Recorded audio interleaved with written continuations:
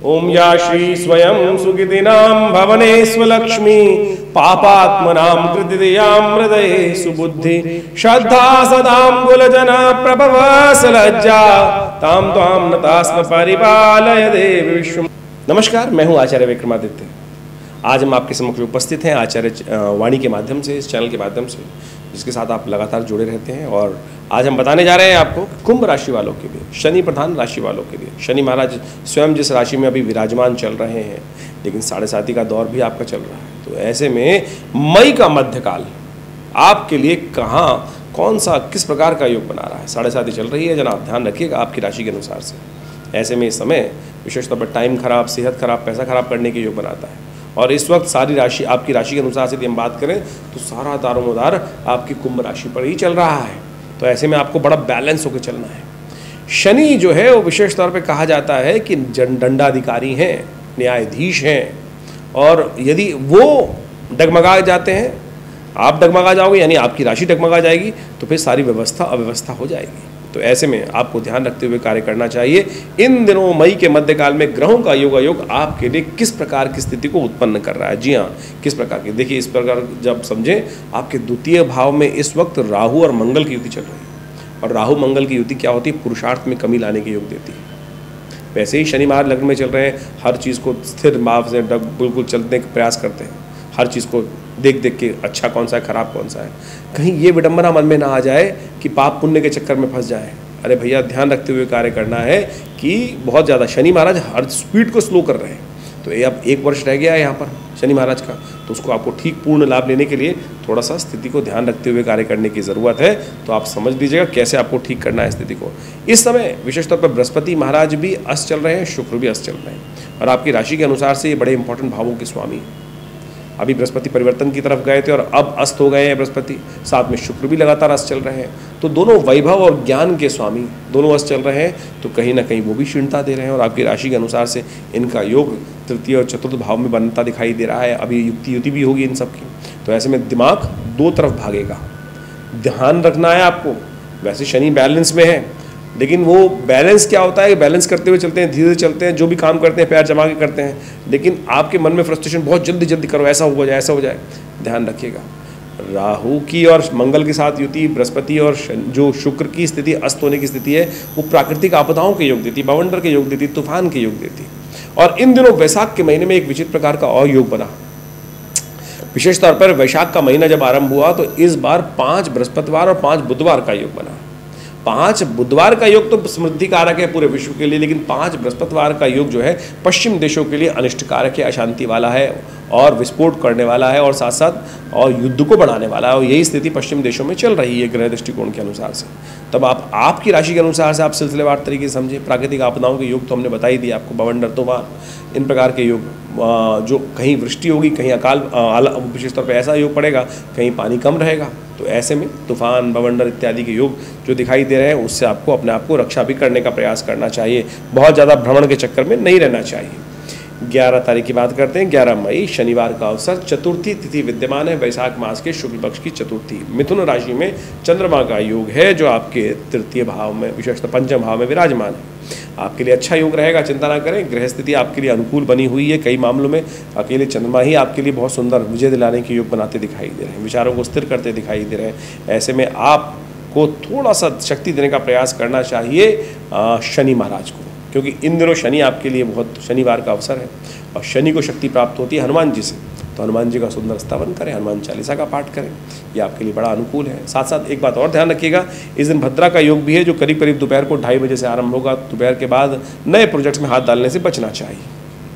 द्वादशी बात कर लेते हैं 12 तारीख की। 12 मई की रविवार का अवसर, पंचमी तिथि विद्यमान है, और ग्रहों का योग आपके लिए ओवरऑल ठीक ही दिखाई देता है। लेकिन पैसे एकत्र करने के योग भी बनते दिखाई दे रहे हैं, लेकिन अननेसेसरी के भ्रमण करने के योग दिखाई देते हैं। पैरों में चक्कर चल रहा हो उसको ध्यान रखें। अननेसेसरी के घूमने फिरने के, अननेसेसरी के प्रोग्राम जो है उनको थोड़ा सा स्कैन करने का प्रयास कीजिए। जहाँ ज़रूरत हो वहीं जाने का प्रयास कीजिएगा। थोड़ा धन संचय अवश्य होता दिखाई दे रहा है। धन का संचय होने का, इकट्ठ बैंक बैलेंस बढ़ने के योग भी बनते दिखाई दे रहे हैं। रविवार का अवसर है। सूर्य बहुत जल्दी परिवर्तन की तरफ जा रहे हैं और ये सूर्य का परिवर्तन विशेष तौर पर आपके चतुर्थ भाव में होगा। ऐसे में चंद्रमा सूर्य जो है आपके लिए बहुत पराक्रम में वृद्धि करने के योग दे रहे हैं। तो अवश्य रविवार का दिन लाभ उठाते हुए सूर्य के निमित्त गेहूं का दान, सूर्य को अर्घ्य दें, ये सब कार्य करें, अच्छा होगा। 13 तारीख का दिन सोमवार का अवसर, षष्ठी तिथि विद्यमान है। ग्रह सुबह सुबह चंद्रमा जो है परिवर्तन का योग बना रहे हैं, छठे भाव में जा रहे हैं। ये थोड़ा आपके लिए ध्यान करने वाला होगा। या नेसेसरी की थोड़े से आपकी सेहत का ध्यान रखने की ज़रूरत है। सर्द गर्म परेशान कर सकता है, तो ऐसे में विशेष तौर पर स्वास्थ्य का ध्यान रखते हुए कार्य करने की ज़रूरत है। सर्वार्थ सिद्धि योग विद्यमान है। नए कार्य करने का मुहूर्त बनता रहेगा। अभिजीत मुहूर्त के अंतर्गत जो करीब करीब मध्याह्न काल में आएगा, जो सर्वार्थ सिद्धि योग का भी योग बन रहा है, वो भी करीब करीब 11:30 के बाद बन रहा है। तो दिन ओवरऑल अच्छा दिखाई देता है। लेकिन ऐसे में ध्यान रखनी चाहिए एक बात, शुक्र और बृहस्पति दोनों अस्त चल रहे हैं, तो बड़े मुहूर्त के लिए दिन अच्छा नहीं है। लग्न शुद्धि पूरी तरह से नहीं है। छोटे मोटे काम करने के लिए दिन ठीक दिखाई देता है। 14 तारीख का अवसर, मंगलवार का अवसर, सप्तमी तिथि, और ये तिथि बड़ी परिवर्तन करने वाली है। इस दिन विशेष तौर पर यदि समझें, सूर्य परिवर्तन की तरफ जा रहे हैं, वृषभ राशि में प्रवेश करेंगे, तृतीय भाव से निकलकर चतुर्थ भाव में प्रवेश करेंगे। और चतुर्थ भाव के सूर्य आपकी राशि के अनुसार से जो योग बना रहे हैं वो विशेष तौर पर बड़ा महत्वपूर्ण रहेगा। सूर्य यहाँ आपकी राशि के अनुसार से बैठकर आपके लिए विशेष तौर पर कहीं ना कहीं थोड़ा सा खर्चा बढ़ा सकते हैं। थोड़े से सुखों में कहीं बाधा डालने के, उत्पन्न करने के योग बना सकते हैं। ऐसे में लॉटरी इत्यादि का यदि काम कर रहे हो, शेयर मार्केट का काम कर रहे हो, तो सावधान होकर काम करने की ज़रूरत है। कहीं ना कहीं अननेसेसरी खर्चे आपके जिम्मे पड़ सकते हैं और ध्यान रखते हुए कार्य करेगा। और एक बात ध्यान रखें, पूर्वजों का आशीर्वाद लेने का दिन है, गंगा सप्तमी है, तो ऐसे में विशेष तौर पर अपने पितरों के निमित्त तर्पण करें, ब्राह्मणों को भोजन कराएं। ये सब कार्य अवश्य करने का प्रयास कीजिए, कल्याण होगा, कष्ट दूर करने के योग बनेंगे। 15 तारीख का दिवस बुधवार का अवसर, अष्टमी तिथि विद्यमान है। और अष्टमी तिथि के साथ साथ विशेष तौर पर ग्रह भी परिवर्तन की तरफ जाएंगे। चंद्रमा परिवर्तित होकर नए शक्ति का संचार करेगा, जो मध्याह्न के बाद होगा। लेकिन इसके साथ साथ इस दिन विशेष तौर पर बगलाम की जयंती भी है। कई बार जीवन में ऐसे प्रकार के कष्ट आ जाते हैं कि शत्रु हमारे सिर से ऊपर निकल जाते हैं। समस्याएं जो हैं वो सांस लेना भी दूभर कर देती हैं। तब ये भगवती का दिव्य ब्रह्मास्त्र जो है, ये स्वरूप जो है प्रभु बगलामुखी, अद्भुत रूप से कल्याण करने वाला है। हमें भी बड़ी मुश्किल से कई बार स्थिति, विकट स्थिति हो जाती है, इस ब्रह्मास्त्र का प्रयोग करना पड़ता है। और जब भी जैसा भी करके देखा, अद्भुत रूप से वो आपकी समस्याओं को, जैसे विशेष तौर पर बड़ा आंधी आती है और तूफान बड़े से बड़े कष्ट को उड़ा के ले जाती है, बड़े से बड़े कूड़े के ढेर को उठा के ले जाती है, बड़ी से बड़ी समस्याओं का निदान वो कर देते हैं शक्ति के द्वारा। तो ये भगवती का वो दिव्य स्वरूप है। इनका स्तवन समस्त प्रकार के मनोरथों को सिद्ध करने वाला है। जिस प्रकार का इनका मंत्र है, ओम ह्रीं बगलामुखी सर्वदुष्टानां वाचम मुखम पदम स्तंभे जिह्वाम कीले बुद्धिम विनाशे ह्रीं ओम। ये अद्भुत है मंत्र। ये जब भी प्रयोग किया जाता है तो अकाट्य फल देने वाला, लेकिन इसकी विधि है। ऐसे नहीं कि मंत्र जब कर लिया और कार्य हो गया। कई लोग तो ऐसे होते हैं, मंत्र कहीं भी शुद्ध पवित्र अपवित्र अवस्था में कैसे भी चलते फिरते जूते पहन के कर लेते हैं। विधान है, ऐसे नहीं कि केवल हमने समझ लिया कि ऐसे ही एक मंत्र ही कार्य करता है। पूरा विधान इसका है। और जब शास्त्र विधि के अनुसार से किए जाते हैं तो समस्त अद्भुत प्रकार से मनोरथों को सिद्ध करने वाले योग देते हैं। तो जैसे हमने कहा, ग्रह परिवर्तन हो रहा है, आपके लिए बहुत सुंदर योग बना रहा है। लेकिन एक बात ध्यान रखने वाली है कि इस दिन अश्लेषा और मघा नक्षत्र का योग पड़ रहा है, जो करीब करीब 14 से आरंभ होगा, 15 में भी रहेगा, 16 में भी रहेगा। तो ऐसे में ध्यान रखिएगा, जो जातक नए जन्म ले रहे हैं उनकी मूल शांति अवश्य होनी चाहिए।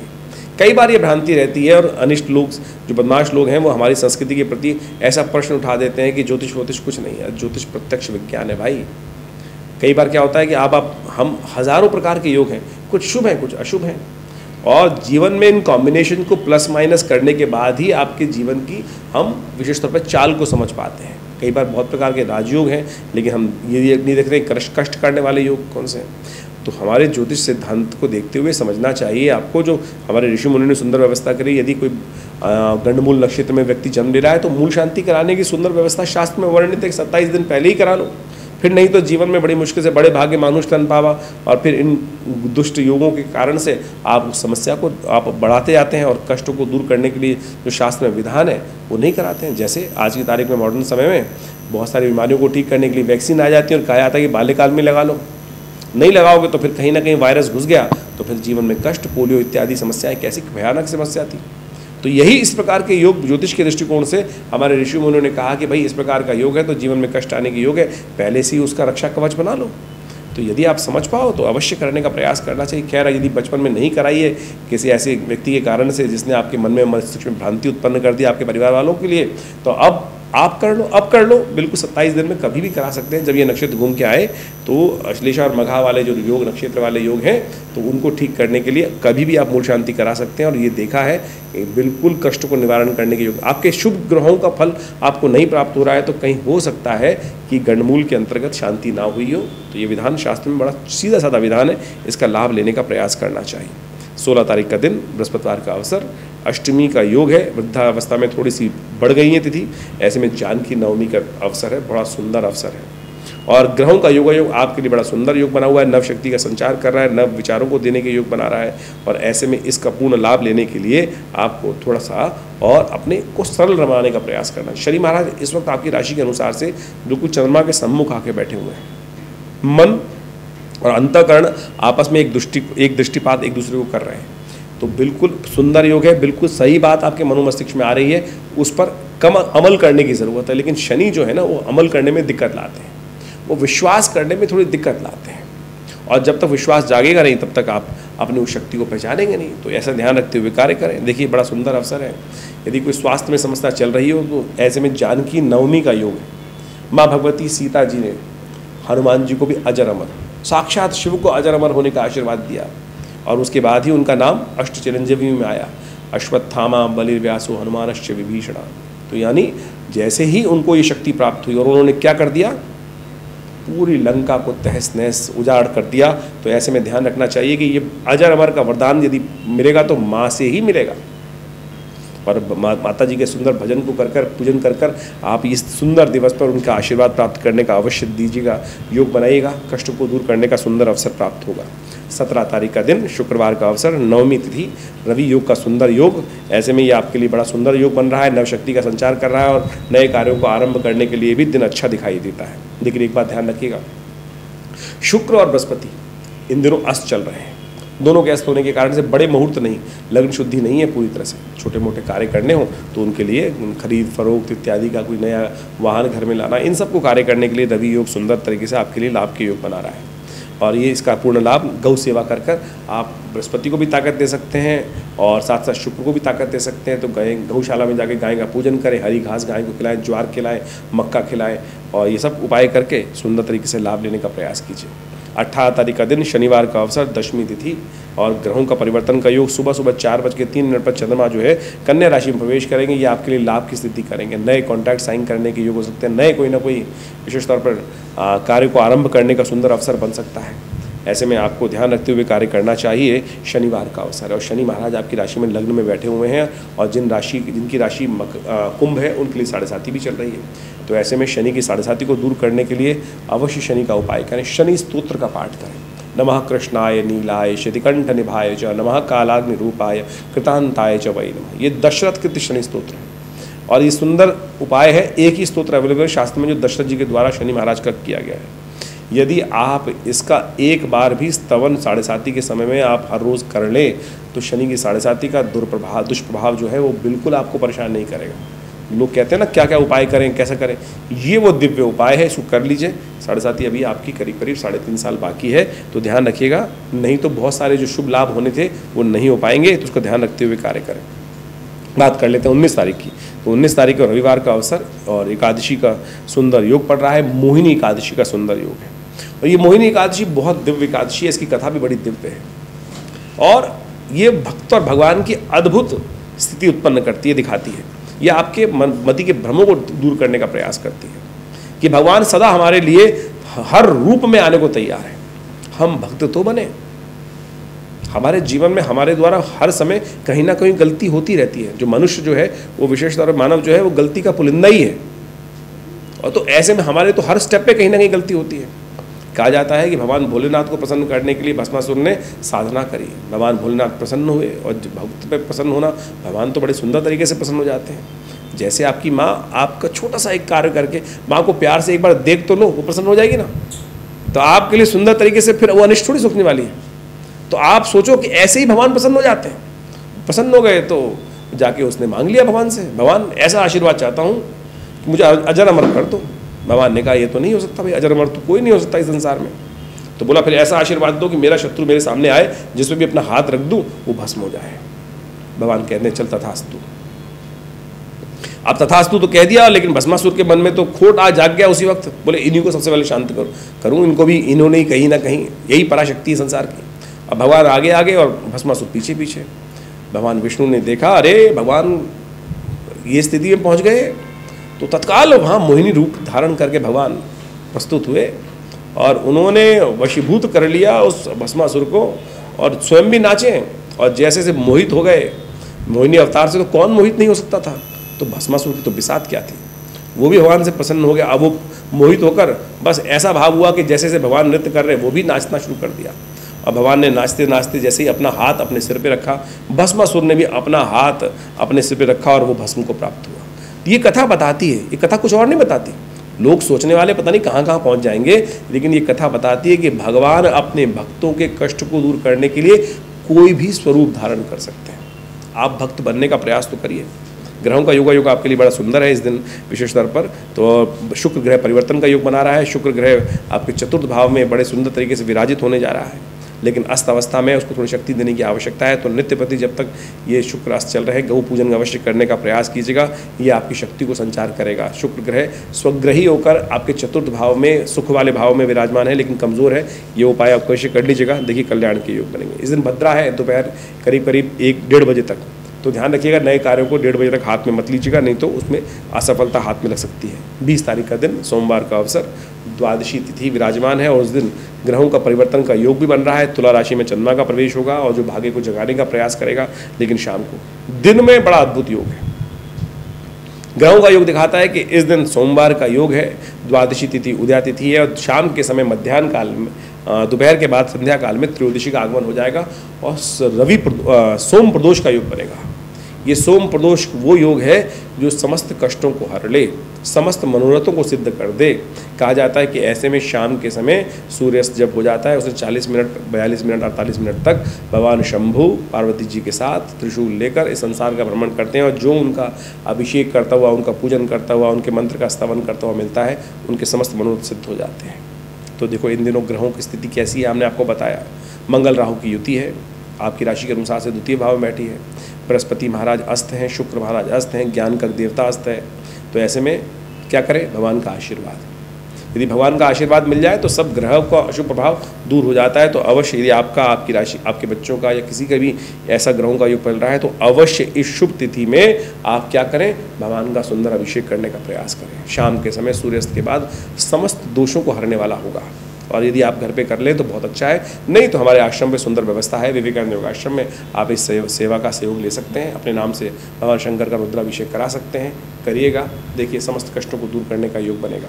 देखिए हम ज्योतिष के दृष्टिकोण से आपके समक्ष समस्त ग्रहों के योगायोग को समझते हुए दिव्य पौराणिक का जो उपाय है वही बताने का प्रयास करते हैं। आमतौर पर आज ज्योतिष जो है वो ऐसे उपाय बताने के प्रयास कर रहे हैं कि जो केवल टोटके के रूप में होते हैं। पौराणिक मत कथाओं के माध्यम से शास्त्र में हमारी समस्याओं का निवारण करने का एक तो सूत्र भी समझाते हैं और साथ साथ उस रहस्य को भी बताते हैं कि इन उपायों को किस रूप से क्यों करना चाहिए। उन तमाम पौराणिक कथाओं का विशेष तौर पर यदि विश्लेषण करें और उन पंचांग में दी गई तिथियों को समझने का प्रयास करें तो हमारे जीवन के कष्टों को दूर करने के लिए, अनेक अनेक ग्रहों के दुष्प्रभाव को दूर करने के लिए जो वहाँ कथाएँ वर्णित की गई हैं, चाहे वो एकादशी कथाएँ हों, चाहे वो पुराण में किसी रूप में भी उन सब शास्त्रों के अनुसार से बात बताई गई हैं, वो समस्त प्रकार से कहीं ना कहीं पराप्रकृति के अनुगामी है, प्रकृति के विरुद्ध नहीं है। चाहे वो भगवान किसी भी रूप में भगवान का पूजन करना, भगवान का अभिषेक करना, मंत्र जप करना, दान करना, ये सब के सब वास्तविक तौर पर आपके इन रहस्यों को उद्घाटित करते हैं कि कैसे आप अपने जीवन में सरलता से, बड़े बिना किसी बहुत बड़े प्रयास से अपने बड़े से बड़े भयंकर कष्ट को दूर करने के योग बना सकते हैं। तो इन सब कथाओं के माध्यम से जिस प्रकार से जिनके जीवन में कष्ट आए, आप सोचिए भगवान शंभु के जीवन में भी सरलता के कारण से कैसा कष्ट आया। देखिए भस्मासुर को उन्होंने वरदान दे दिया और उसके बाद वरदान देने के बाद कि जिस पे भी हाथ रखेगा वो गंगा उसका वो भस्म हो जाएगा। तो ऐसे में उसने मन में बुद्धि जाग, कहाँ से दुर्विचार जागा कि भगवान आपके सिर पे रख देता हूँ हाथ, पहले आप ही टेस्ट करके बताओ। तो भगवान शंभु वहाँ से निकलना पड़ा उनको, वहाँ से, क्योंकि वरदान था उसको और वो वरदान निष्क्रिय हो नहीं सकता था। तो कहा जाता है कि भगवान विष्णु वहाँ स्वयं उपस्थित हुए और उन्होंने भगवान शंभु की वहाँ पर जाके रक्षा करी, और जैसे उसको मोहित करने के उपरांत मोहिनी अवतार धारण किया और नृत्य करते करते उसको भी अपने साथ नचाते नचाते जैसे ही भस्मासुर ने भगवान ने अपने सिर पे हाथ रखा और उस भस्मासुर ने भी अपने ही हाथ को अपने सिर पे रख लिया और वो विध्वंस को प्राप्त हुआ। तो ये कथा दिखाती है कि भगवान अपने भक्तों को किसी भी रूप में छोड़ते नहीं, कहीं भी उनके जीवन में कष्ट हो तो उससे निवृत्ति करने का योग बनाते हैं। तो अपने शास्त्र को, अपने विशेष तौर पर पुरानी कथाओं को सुंदर रूप से हमें समझने का प्रयास करना चाहिए। ये विशेष तौर पर ये सब नृत्य जो भी कथाओं के रूप से मानवीयकरण के रूप में कथाओं को उपस्थित किया गया है, मेरे और आपके मन के प्रश्नों को दूर करने के लिए दिया गया है। हमारे जब तक मन में अनेक अनेक प्रकार से, ये कहीं भी इस प्रकार से नहीं कि भगवान कोई शक्ति से कम है या ज़्यादा है, ये सारे भाव ऐसे हैं कि हमारे जीवन में संपूर्ण रूप से विद्वान होते हुए भी, ज्ञानवान होते हुए, शक्ति संपन्न होते हुए भी कहीं ना कहीं कुछ त्रुटियाँ हो जाती हैं और उस त्रुटियों का हमें भोगना पड़ता है। लेकिन यदि हम तत्वनिष्ठ रहें, सत्य का आचरण करते रहें, भगवान का भजन करते रहें। शंभु करते क्या है? नित्यपति भगवान का स्तवन ही करते हैं। उनको आंख में बंद कर कर किसका नाम स्मरण करते हैं? भगवान का ही तो, प्रभु परात्पर का ही तो नाम स्मरण करते हैं। शास्त्र में यहाँ इन तीनों शक्तियों में कहीं कोई छोटा बड़ा नहीं बताया गया है। तो हम इसी सूत्र को समझते हुए, इन्हीं रूपों को समझते हुए जो हम उपाय आपको नित्यपति बताते हैं, उन सबको निदान करते हुए अवश्य कार्य करने का प्रयास करना चाहिए। कुछ लोग हैं जो आज हमारे शास्त्र पर अनेक प्रकार के प्रश्नों को उपस्थित करने का प्रयास करते हैं।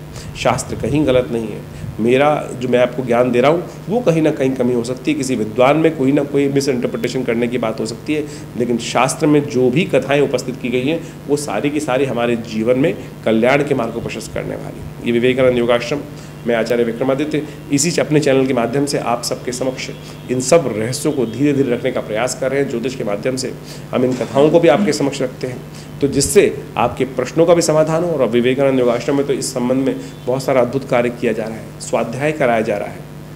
हर रविवार को विशेष तौर पर जो आश्रम में नित्यपति 8 घंटे यज्ञ होता है, रविवार के दिन हम उस कार्यक्रम में स्वाध्याय की व्यवस्था कराते हैं। आप स्वयं उसमें भाग ले सकते हैं, यज्ञ में भाग ले सकते हैं। और भारतीय संस्कृति में यज्ञ प्रधान संस्कृति बताई गई है, लेकिन विचित्र विडंबना यह है कि आज हमारी संस्कृति यज्ञ शून्य होती चली जा रही है। यज्ञ हमारे जीवन में है ही, होता ही नहीं है।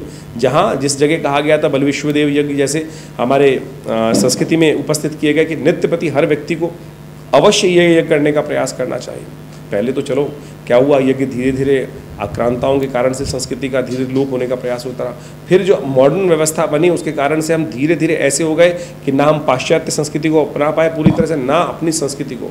पाश्चात्य देश आज हमारी संस्कृति को अपनाने का प्रयास कर रहे हैं। वो लोग समझ रहे हैं कि हमारे जो विश्लेषण है कितने सुंदर रूप से प्रकृति के साथ जोड़ने का है, लेकिन हमारे यहाँ कुछ लोग आज भी हमारी ही संस्कृति के अंदर ना समझते हुए, अज्ञान रखते हुए आज हमारी संस्कृति का ही उपहास करने का प्रयास करें। आज आवश्यकता है कि हम अपने बच्चों को पुनः उस संस्कृति के साथ जोड़ने का प्रयास करें।